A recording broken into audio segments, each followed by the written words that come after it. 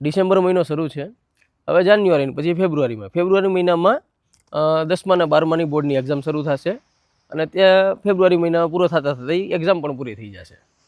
પછી સામાન્ય ધોરણ જે છે, પ્રાથમિક શાળા છે, 9મા ધોરણની છે, 11મા ધોરણની એ બધી એક્ઝામ લેવાશે ને એ બધી પૂરી થશે. જેવી આ એક્ઝામ પૂરી થાય ને એટલે પ્રાઇવેટ સંસ્થાવાળા છે ને, મોટી મોટી સ્કૂલવાળા મોટી મોટી જાહેરાતો હજારોની સંખ્યામાં પેમ્પલેટ છપાવી કરવી અને પોતાની જાહેરાત કરશે કે અમારું 10 વીઘામાં ફેલાયેલું સંકુલ છે, એમાં 80 ક્લાસરૂમ છે, કોમ્પ્યુટર લેબ છે, સીસીટીવી કેમેરાથી સજ્જ છે, અનુભવી શિક્ષકોની ટીમ તો ખરી જ. આવી જુદી જુદી જાહેરાત લઈ અને એ લોકો મેદાનમાં ઉતરશે. પણ આ બધી વસ્તુ સાંભળીને મને એક વસ્તુ થાય, એક વસ્તુનો વિચાર આવે કે શિક્ષણ માટે ખાલી 3 જ વસ્તુ જરૂરી છે. એક ભણવાવાળો, બીજો ભણાવવાવાળો અને બેની દાનત. આ 3 વસ્તુ પ્રાથમિક જરૂરિયાત છે, બાકી બધી વસ્તુ એક્સ્ટ્રામાં આવે. જો આ 3માંથી એક પણ વસ્તુ ન હોય તો શૈક્ષણિક કાર્ય શક્ય બનતું નથી. પણ આજના ટેકનોલોજીના જમાનામાં આપણી પાસે વિકલ્પો પણ ઝાઝા છે. તમે વિકલ્પમાં જોવા જાઓ તો તમને એમ થાય કે ભાઈ સરકારી શાળામાં જાઓ કે પ્રાઇવેટ શાળામાં જાઓ.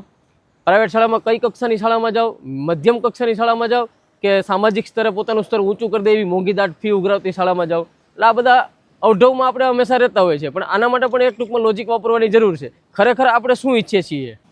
ઘણા વિદ્યાર્થીઓ તો એવું વિચારતા હોય કે ભાઈ આપણે તો ભણવામાં મધ્યમ છે, તો આપણે ભણવામાં હોશિયાર કઈ રીતે થઈ શકશું? તો એના 3 રસ્તા બતાવું તમને. કે પહેલું તો તમારી નજીકની શાળામાં તમે એડમિશન લઈ લ્યો. એ પછી સરકારી હોય કે પ્રાઇવેટ, તમારી એફોર્ડેબલ શાળામાં તમે એડમિશન લઈ લ્યો એટલે પહેલું કામ તમારું એ પૂરું થાય. બીજી વસ્તુ કે ત્યાં રોજ જાઓ. કોઈ અનિવાર્ય કારણો સબબ જો રજા પડે તો વાત અલગ છે, બાકી રોજ જવાનું, એકેય દી રજા પાડવાનો નહીં. આ રજા પાડવાનું નહીં કરો એટલે તમારી એક કન્સિસ્ટન્સી પકડાશે, બરોબર. ત્રીજી વસ્તુ એ છે કે તમારી સામે જે શિક્ષકો ઊભા છે, જે કાંઈ પણ તમને રોજનું કામ આપે છે, જે કાંઈ પણ ભણાવે છે, એ કામને રોજનું કામ રોજ પૂરું કરી નાખો. આ વસ્તુ તમે 3 મહિના સુધી એટલે કે 90 દિવસ સુધી ફોલો કરશો એટલે કાંક તો તમને તમારા ગુરુ, કાંક તો તમારા ગુરુને તમે મળી જ જવાના 110%. કોઈ પણ શાળામાં પ્રવેશ લીધા બાદ એના માટે થતા ખર્ચની સામે યોગ્ય પરિણામ મેળવી શકીએ છીએ કે નહીં એનો ડર તો ખરો જ. ખાસ કરીને વાલીઓ કરતાં વિદ્યાર્થીઓના ડર વધારે હોય છે કે પોતાના માતા પિતા એટલી મોંઘી દાટ ફી ચૂકવે છે તો ખરેખર એનું પરિણામ સ્વરૂપે એ વળતર આપી શકશે કે કેમ? ચાલો ભાઈ, શાળામાં પણ એડમિશન લઈ લીધું, અભ્યાસ પણ કરી લીધો, કોલેજમાં પણ એડમિશન લઈ લીધું, ત્યાં પણ અભ્યાસ કરી લીધો, ગ્રેજ્યુએટ થઈ ગયા, પોસ્ટ ગ્રેજ્યુએટ થઈ ગયા, ડિગ્રી બધી જ મેળવી લીધી. પછી શું થાય છે? પછી મેન ખેલ શરૂ થાય છે કે આપણી ઉપર સમાજનું પ્રેશર શરૂ થાય છે કે ભાઈ તમે એટલું ભણ્યા છો તો હવે તમે શું કરવાના છે? સમાજ પ્રેક્ષક ભાવે તમારી સામે ઊભો હોય છે.